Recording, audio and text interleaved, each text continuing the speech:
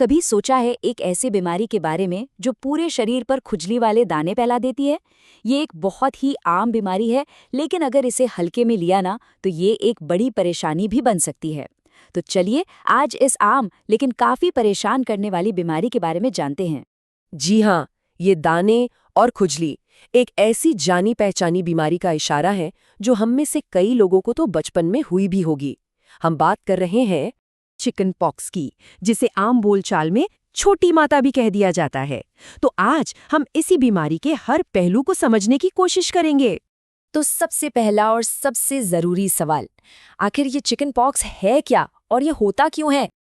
देखिए, chicken pox असल में एक वायरल बीमारी है और इसके पीछे का विलन है एक वायरस जिसका नाम है वारिसेला जोस्टर। ये बहुत ही ज्यादा संक्रामक होता है, मतलब ये एक इंसान से दूसरे में बड़ी तेजी से फैलता है। और पता है एक मजेदार बात, ये वायरस एक बार शरीर में आ जाए ना तो कभी नहीं जाता और बाद में शिंगल्स बनकर दोबारा परेशान कर सकता है। तो सवाल ये है कि ये होता किसे है? वैसे तो ये बच्चों में सबसे ज्यादा आम है, लेकिन इसका मतलब ये नहीं है कि बड़े लोग इससे पूरी तरह से बचे हुए हैं। नहीं, ये बड़ों को भी हो सकता है। और ध्यान देने वाली बात ये है कि उनमें इसके लक्षण अक्सर ज्यादा गंभीर होते हैं। और ये फैलता कैसे है? अरे हवा की रफ्तार से।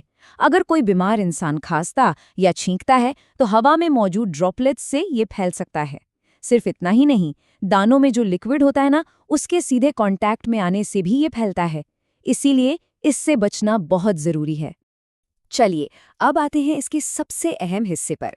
हम चिकन पॉक्स के लक्षणों को सही पहचान कैसे सकते हैं?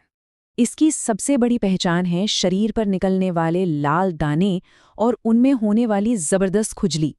लेकिन सिर्फ यही नहीं, इनके साथ साथ बुखार, सिर में दर्द और शरीर में कमजोरी महसूस होना भी इसके आम शुरुआती लक्षण हैं। जो बात चिकन पॉक्स को खास बनाती है वो है इसके दानों का सफर। ये 3 स्टेज में बदलते हैं।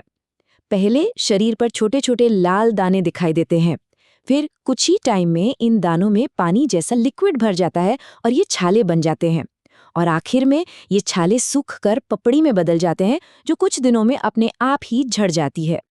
अच्छा, अगर किसी को चिकन पॉक्स हो जाए तो राहत के लिए क्या किया जा सकता है? आइए अब इसके इलाज और देखभाल के उपायों को समझते हैं। ये समझना जरूरी है कि चिकन पॉक्स का कोई पक्का इलाज नहीं है जो इसे झट से खत्म कर दे, लेकिन हाँ, इसके लक्षणों को काबू में किया जा सकता है।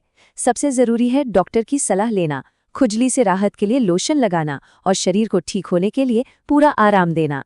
देखभाल के दौरान कुछ बातों का खास ख्याल रखना चाहिए। हमेशा डॉक्टर की ही सलाह मानें और खुद से कोई भी दवा लेने से बचें। खाने में हल्का और पौष्टिक खाना रखें और तला भुना या मसालेदार खाना तो बिल्कुल न खाएं। ये शरीर की परेशानी को और बढ़ा सकता है। शरीर को ठीक होने के लिए एनर्जी और पानी की बहुत ज़रूरत होती है, इसलिए इस दौरान फल, जूस और खासकर नारियल पानी पीना बहुत फायदेमंद रहता है। इससे शरीर हाइड्रेटेड भी रहता है और उसे ज़रूरी न्यूट्रिशन भी मिलता है। जैसा कि कहते हैं ना, इलाज से बेहतर बचाव है।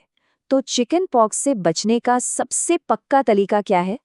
इसका सबसे सीधा और सबसे ताकतवर जवाब है टीकाकरण।